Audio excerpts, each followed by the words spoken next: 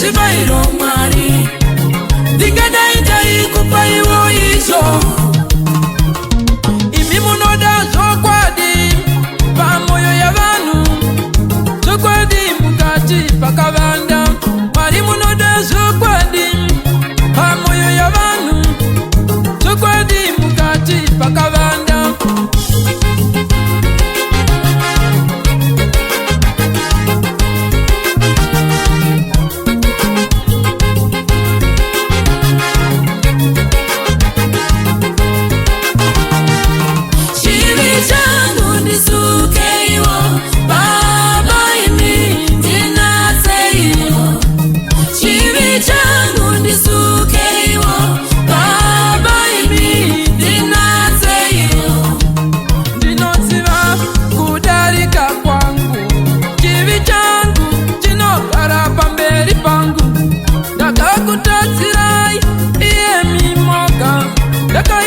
zvakaipa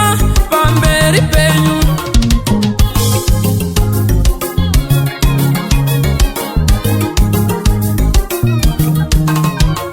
ndibvirei tsitsi mwari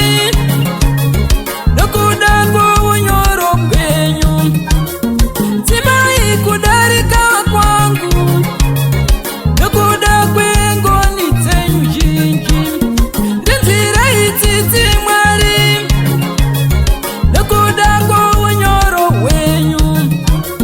dzimai kudarika kwangu nokuda kwengoni dzenyu zhinji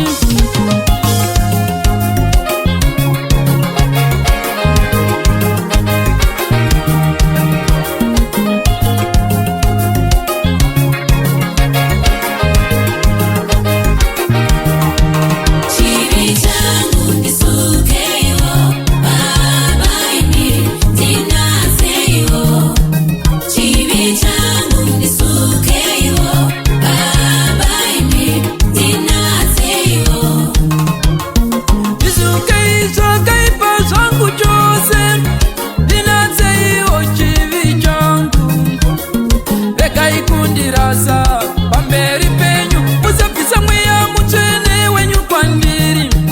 regai kundirasa pamberi penyu musabvisa mweya mutsvene wenyu kwandiri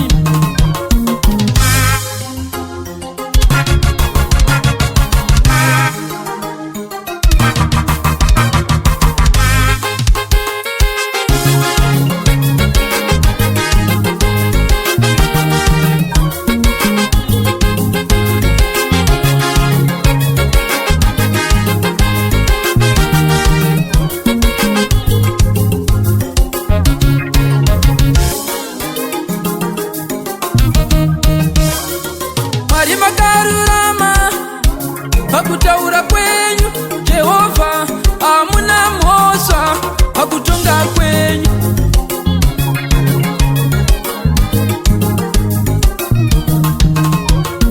Mwari makarurama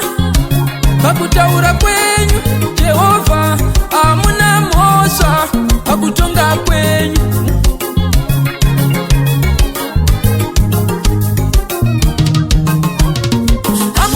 zibairo mwari ndingadaita ikupa iwo izo amufariri zibairo mwari ndingadaita ikupa iwo izo